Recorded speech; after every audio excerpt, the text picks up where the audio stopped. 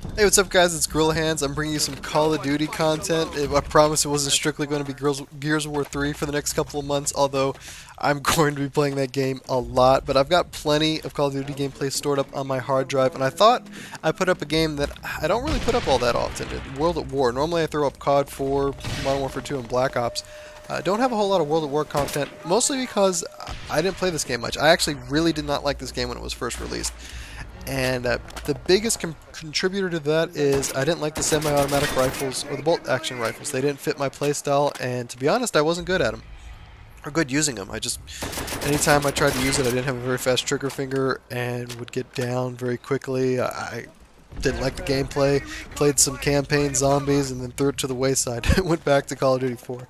It wasn't until I joined up with the Forum Boys and they said, you know, give the game another chance, that I came back and found that I really do like the game, and I'm loving, I guess, like the change of game style using these semi-autos and bolt-action rifles. Right here I'm using the I don't know how you pronounce the name of this gun. Whatever it is, I'm using it, and I really love this gun. It downs people with the quickness. The only issue I have is it's hard to be extremely aggressive with this gun because you can only down maybe one or two people on average. At least me, I can only down one or two people on average with a magazine, and then I have to reload.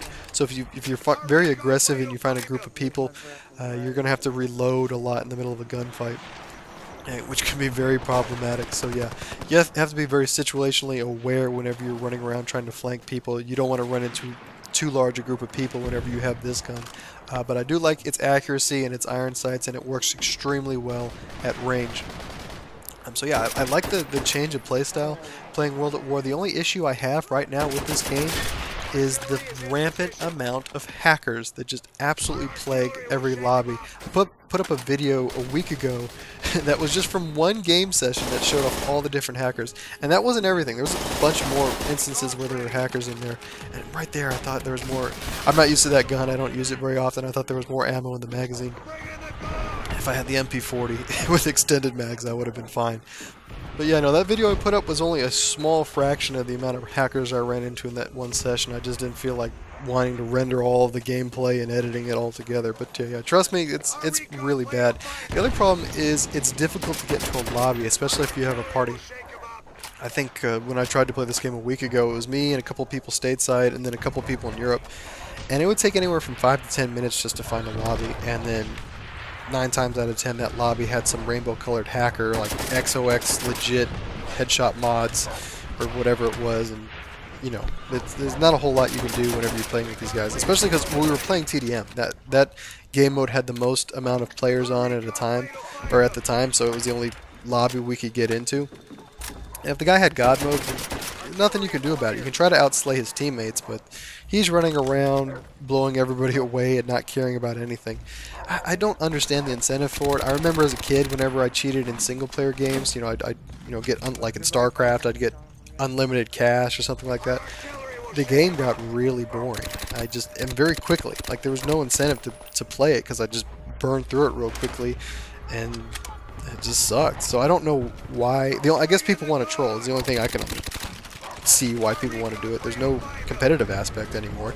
But yeah, no, it's frustrating because, you know, you take forever to get into a lobby and it's filled with a hacker. The worst was you get into a normal game and then 5 to 15 seconds into it, then somebody would join into the game and they would win. So yeah, the question I have for you guys is, how responsible do you think these developers are for keeping track of their game after it's released? And I'm not talking, you know, the first year. I'm talking, you know, 3, 4, 5, 10 years plus.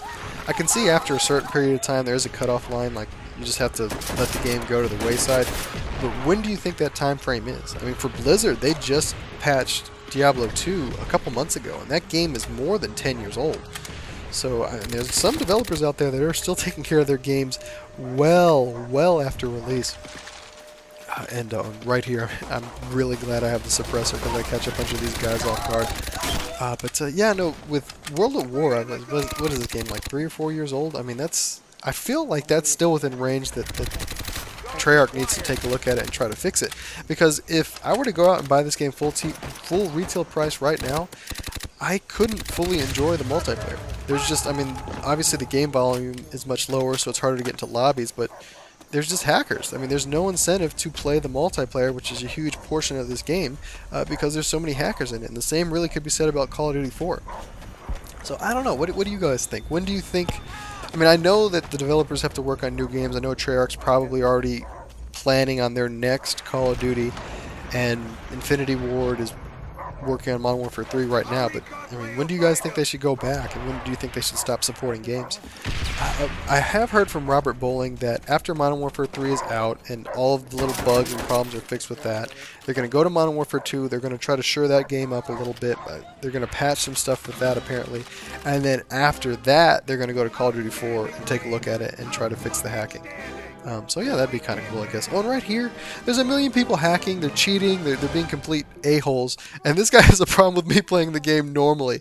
There's a lot of other things to worry about, man, but I love those kinds of messages, they make me laugh. But let me know what you guys think. I hope you guys have a great weekend, and like always, take it easy.